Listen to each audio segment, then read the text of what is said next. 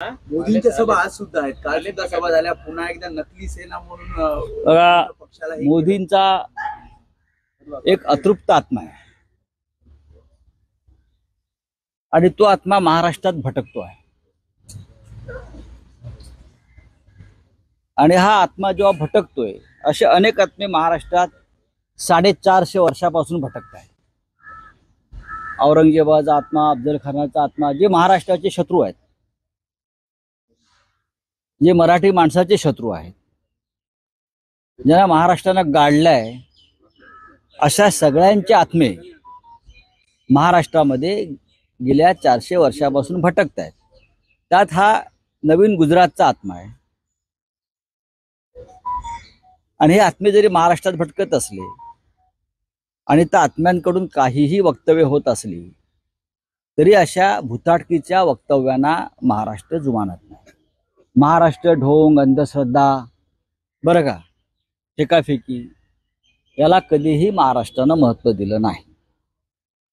महाराष्ट्र हा ज्याला एक पवित्र आत्मा म्हणतो, अशा लोकांचा प्रदेश आहे. इथे छत्रपती शिवाजी महाराज जन्माला आले, इथे डॉक्टर बाबासाहेब आंबेडकर जन्माला आले, म्हणजे सुपुत्र आहेत ते महाराष्ट्राचे. काल मोदीजी होते, पुढे पुण्यात होते ना. डॉक्टर आंबेडकरांचा त्यांनी उल्लेख तरी केला का साधा भाजपच्या नेत्यांनी? कारण त्यांना डॉक्टर आंबेडकरांवरती राग आहे. त्यांना डॉक्टर आंबेडकरांचं संविधान बदलायचं आहे, म्हणून त्याचे आत्मे महाराष्ट्रात भटकत आहेत. कारण हे महाराष्ट्राचे सुपुत्र डॉक्टर आंबेडकर आहेत, त्यांचं संविधान त्यांना बदलायचं आहे आणि शिवसेना ठामपणे उभी आहे त्या विरोधामध्ये. मोदी म्हणतात की हे बघा, हे मोदी काय म्हणतात त्याच्याकडे फार लक्ष देऊ नका. तुला भटकते आत्मे आहेत ते सगळे. हे आम्हाला म्हणतात ना भटकते आत्मे. होय, उद्या 1 मे आहे. 105 आत्मे ज्यांनी या महाराष्ट्रासाठी बलिदान केलं, ते उद्या मोदींना शाप देणार आहे. कारण मोदींनी जेवढं महाराष्ट्राचं आणि मराठी माणसाचं नुकसान केलंय, तेवढं आतापर्यंत कोणी केलं नसेल. त्याच्यामुळे या अतृप्त आत्म्यांविरुद्ध ही महाराष्ट्राची लढाई आहे. उद्या महाराष्ट्र दिन आहे, उद्या 1 मे आहे. आम्ही सगळे 105 हुतात्म्यांना, या पवित्र आत्म्यांना उद्या आदरांजली वाहू आणि त्यांना सांगू की हे जे आत्मे भटकत आहेत महाराष्ट्र विरोधी, आम्ही त्यांचा बदला घेऊ. बड़बोले नेते कह रहे हैं कि 5 पंतप्रधान पद के चेहरे म्हणजे शिवसेने के. मी तर माझ्याविषयी बोललेत, माहिती आहे ना. मोदींना 5 चेहरे असले तर काय झालं? तुमच्यासारखा एकच भटकता आत्मा जर बसला प्रधानमंत्री पदावर, तर या राज्याची, देशाची भुताटकी होऊन जाईल, स्मशान होऊन जाईल. आमच्याकडे एकापेक्षा जास्त चेहरे आहेत प्रधानमंत्री पदासाठी.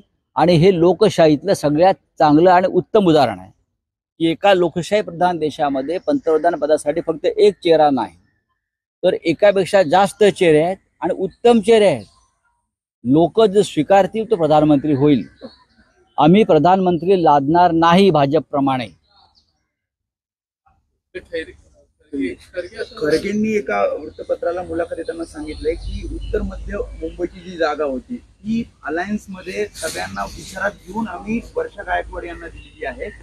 ज्या प्रकारे तुम्ही काल वक्तव्य केलं की काँग्रेसचा अधिकार आहे त्या जागेवर कोणी उमेदवार द्यावा, त्यावर ते असं म्हणतात की शिवसेनेचं नेतृत्व यांना वर्षा गायकवाड हवं होतं, नसीम खान नको. त्यामुळे आम्ही नसीम खान यांना कधी विरोध केला नाही, करणार नाही.